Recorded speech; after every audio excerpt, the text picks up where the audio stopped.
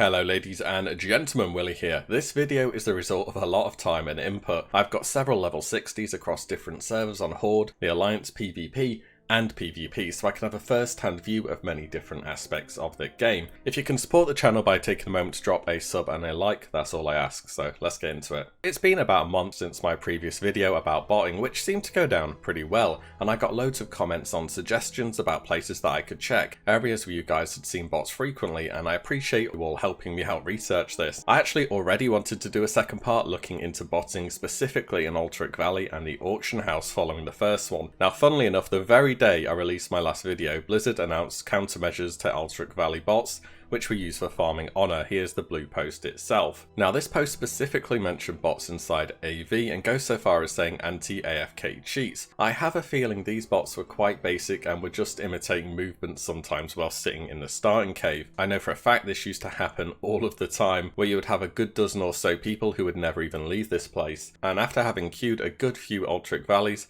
the start zone was more or less always clear. So it looks like at least Blizzard have cracked the code on this one, so good job there Blizzard. However, that's not to say Alterac Valley is free from bots, so I decided to hit up the valley on Alterac Valley weekend. Late night and early morning, there is no better time for finding bots, and it didn't take me long to find some rather suspicious players. They aren't just sitting around in the starting cave anymore though. If you do that, you're pretty much asking for a ban these days. Nope, they are moving out and engaging in combat and human-like activities. And I know these bots have existed for a while. I remember seeing fishy players during my rep farm on my paladin. Now let me tell you what I'm looking for to find a bot in Alterac Valley. First, no guild. This one's sort of lowest down on the tier list. PvP gear with no enchants. If you've taken hundreds of hours, which is how long it takes, to get PvP gear, you will at least put some enchants on them 90% of the time. Number 3 basically only has PvP gear. If you want to go for the higher ranks, chances are you will do at least some PvE, as you need gear from both to be well geared. A decently high rank, normally 10 or above at this point in time. And finally, the biggest giveaway is just the combat movement. Basically doing stuff in a way a human wouldn't. Sounds like a dead giveaway, but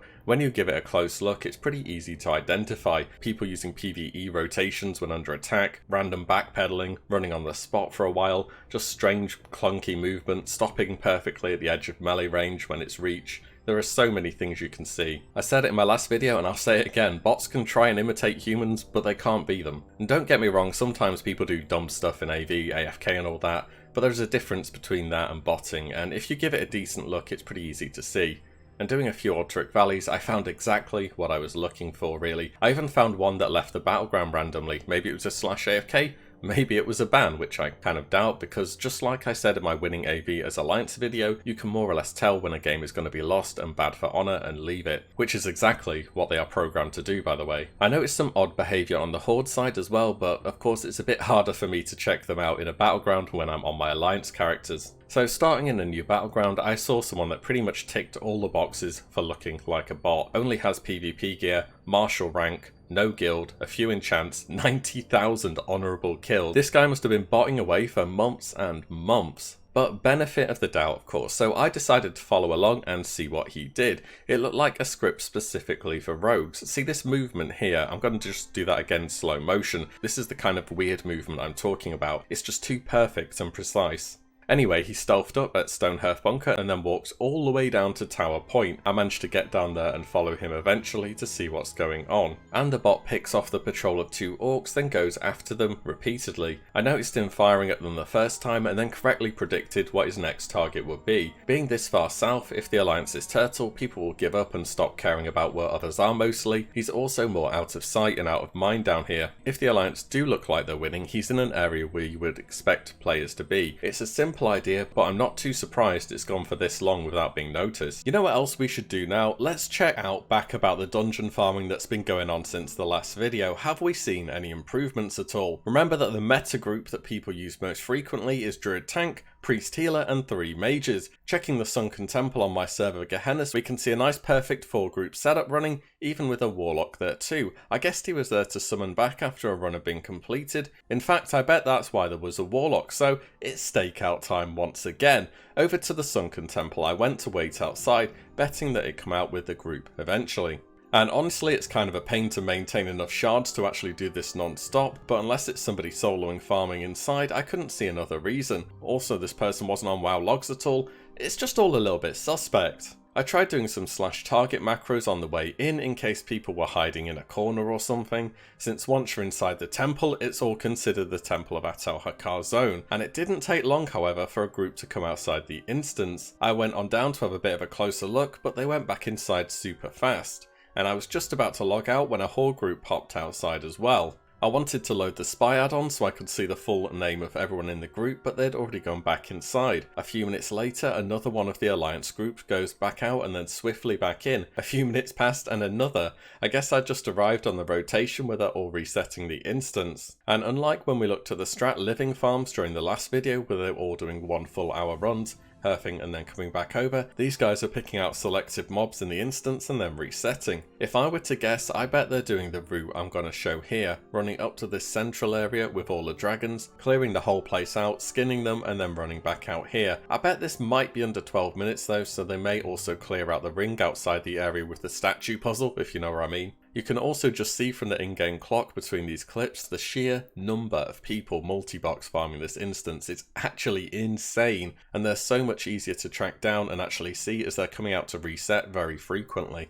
And just to reiterate from my video last time, the loot potential here is great. On top of the skinning materials, there's potential to hit epics like Freezing Band or Edgemaster's Gauntlets from here. The gauntlets are worth literally thousands of gold on more or less any server, and are best in slot for most Fury Warriors. Let's do a quick checkup on the strat living farms as well. Remember that group that we followed last time on Golemag Horde on EU? Shall we see how they're getting on? Well, that group we were following last time are no longer online. Success?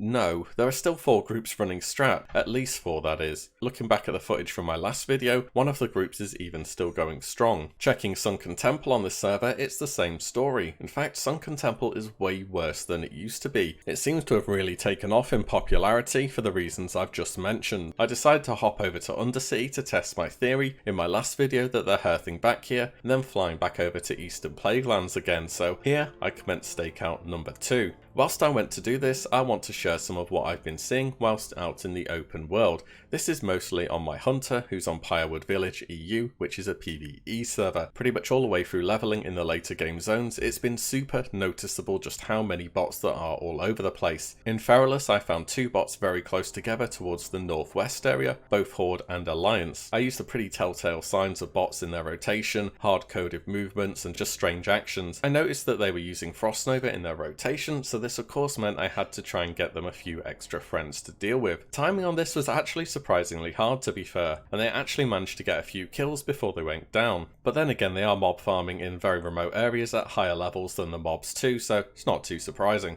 I found a warrior mob grinding in Tanaris having a bit of trouble getting to his target. Also, he was leveling with a one hand and a shield, which is an interesting way to play, shall we say. This guy was also decked out in full BOEs and many epics. He must have spent a few hundred gold on his gear. It just goes to show how much people are making from these bot farms, and then funding up new bots to level to 60 and sell onwards would be my guess. Either way, this one was a little bit strange for sure. I haven't really seen another bot like this. The hunter bots were probably the most frequently found though. I came across one during Tanaris. I noticed this one more or less straight away as I logged out here in the evening, and logging in the next day this guy was still here, so either he really likes Thistle Shrub Valley or he's a bot. Anyway, I got a few cheeky mob tags to speed up my questing in the area a bit. I also happened to encounter a guy in 2 separate zones, being in Ashara one day and then Ungoro Crater the following. Ashara is such an easy place to bot, as many of you guys remarked on the last videos in the comments as well. A low traffic area, loads of skinnable mob, demons that drop fell cloth, loads of potential golden pearl drops, ticks all the boxes really for open world farming. It also has numerous mounted silver sage and rich thorium vein spawns too, so what else could you possibly want? I even popped over to the south of Feathermoon Stronghold as I was leveling mining on my paladin, and a bot that was mentioned in one of the top comments was still there farming away. This was at least a month ago, bear in mind. In fact, basically all Blizzard seem to have been able to combat thus far is the bots that sat people in AV starting caves doing nothing, and as fairly recently queues have started to appear again on Classic WoW, and I did a video about it not so long ago. Some people put it down to many multi-boxers, but I think gold farming may be more central to the issue here, as there are 7-fold the number of gold farming boxers compared to regular guys taking part in it, I'd wager. Anyway, stakeout number 2 was a big success. After about 20 minutes a group appeared and I saw they went straight to the mail, then the bank, and then post items on the auction house. After that they flew straight back to Eastern Plaguelands. What was interesting here is that each one acted individually, doing the same set of actions. They weren't all on a follow macro as I would have expected. The script they're on seems to be very sophisticated in terms of what it can do, and no doubt makes it more difficult to detect on Blizzard's end because of it. So I took a flight with the leader over to Eastern Plaguelands to see where they went and how they got to the dungeon, and was led on a really weird route. Once again, the bots did not rely on follow macros, and it's this that makes me think they are more bots than players. A player multi-boxing would use follow macros, they're just central to any multi-boxer's movement. Each bot has the path recorded for it to take. As you can see here, the leader of the group is far behind, but the rest of the party takes off slightly ahead of him, and yet there's no issues for that person. I would have been interested to see what happens if somebody got dazed. I guess they all act individually and would just carry on. The movement was pretty bot-like, I must say. I guess this route has been chosen to A, avoid routes with many players on where it may look suspicious, and B, try and avoid as many mobs as possible and the potential of being dazed. There could also be a good chance for things like Black Lotus or Rich Thorium Veins to spawn on this route as well, potentially. Also, I'm sure you noticed in these clips, but just look at how much strat gear they have. Mages with 2x Cannonball Runner, it's pretty interesting to see, shall we say. Also, I did another /who once inside Strat and found the same group that I was looking at last video. 150,000 people have seen that now, and they're still going along just fine, so looks like things have actually gotten worse overall in terms of what's going on. Okay, so this video's gone on a bit now. I'll need some more time to look at the state of what's going on the auction houses, as well as looking into other dungeons and seeing how these guys are getting to such high levels whilst remaining undetected. Let me know what you guys are seeing in the world. As always, I hope you guys enjoyed this video, and I will see you in the next one. If you like what you see, give the video a like and subscribe, as there's plenty more to come. As always, thank you all so much for watching. Take care. Bye.